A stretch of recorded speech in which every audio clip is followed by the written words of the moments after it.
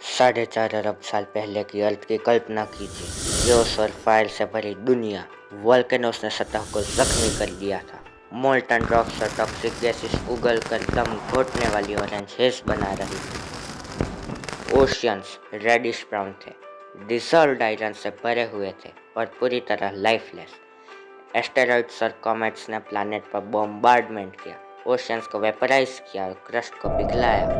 फिर भी इस वायलेंस के बीच वोल्केनिक गैसेस ने वाटर वेपर छोड़ा। जैसे जैसे प्लैनेट ठंडा हुआ, सदियों तक लगातार बारिश होती रही, जिससे बेसिन्स भर गए और पहले एलियन ओशियंस बने। ये जल हालांकि हॉस्टाइल लाइफ के लिए रॉ केमिकल एलिमेंट्स रखते थे। सभी बाधाओं के बीच एक मिरेकल के लिए मंच तैयार था। फायर और फ्यूरी से लाइफ के बिल्डिंग ब्लॉक्स एकत्रित होने लगे।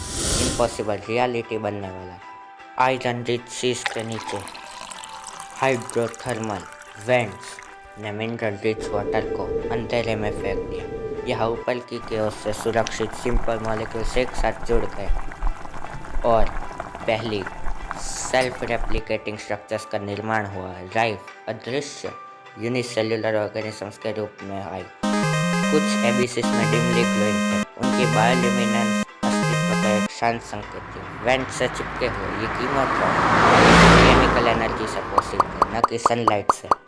उन्होंने सल्फर और मिनरल्स को लाइफ में बदल दिया। शिमरिंग कॉलोनीज में बनते ये माइक्रो ऑर्गेनिजम्स नेचर के पहले केमिस्ट्स थे।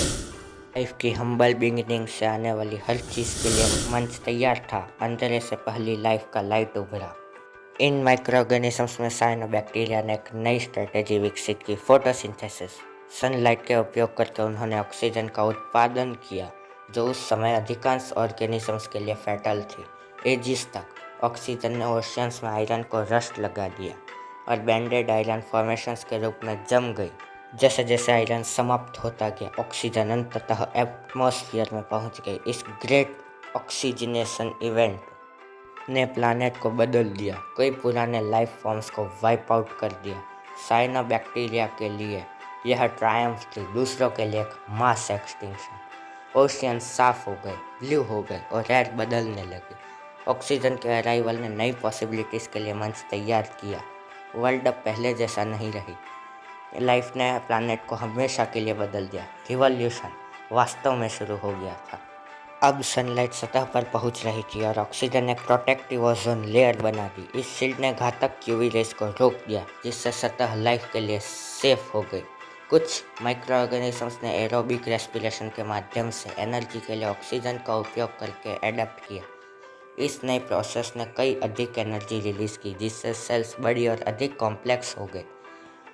एक लीप के लिए मंच तैयार हो गया। मल्टी सेलुलर लाइफ सेल्स ने कोऑपरेट करना शुरू कर दिया, जिससे सिंपल एनिमल्स बने, स्पॉन्जीज, फ्रॉन्स और पहले विजिबल ऑर्गेनिजम्स। लाइफ अब केवल माइक्रोस्कोपिक नहीं था, यह अब टेंजिबल और कॉम्प्लेक्स था। ओशंस नए फॉर्म से भरे हुए, सनलाइट से भरे, ऑक्सीजन रिच पानी में फ्लरिश हो रहे थे।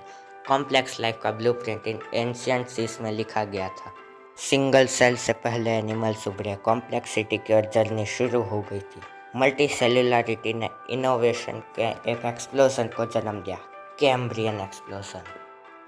ओशियंस विचित्र नए ऑर्गेनिज्म से भर गए, ट्राइलोबाइट्स, प्रेडेटर्स और पहली आइस। जैसे जैसे प्रेडेटर्स और प्रे एक दूसरे को एडेप्ट करने के लिए ड्राइव हुए, इवोल्यूशन में तेजी आई। मिलियंस ऑफ ईयर्स तक सीस में लाइफ फलता फूलता रहा, लेकिन लैंड इंतजार कर रही थी। प्लांट्स ने शोर्स पर बसेरा बनाया, रॉक्स को सॉइल में बदला और हवा में ऑक्सीजन पहुंचाई। जल्द ही एनिमल्स भी उनके पीछे पीछे लैंड पर आ गए और नए फॉर्म्स में डाइवर्सिफाई करने लगे। फॉरेस्ट्स उग गए, एम्फीबियंस और रेप्टाइल्स प्रकट हुए और अंततः डायनासोर्स का राज हुआ। बहुत बाद में मैमल्स उभरे और उनसे एक ऐसा ऑर्गेनिज्म निकला जो रिफ्लेक्ट करने में सक्षम था। ह्यूमैनिटी से एक दिन पीछे मुड़कर देखेगी, इस 4 बिलियन ईयर्स की जर्नी पर अचंभित होगी।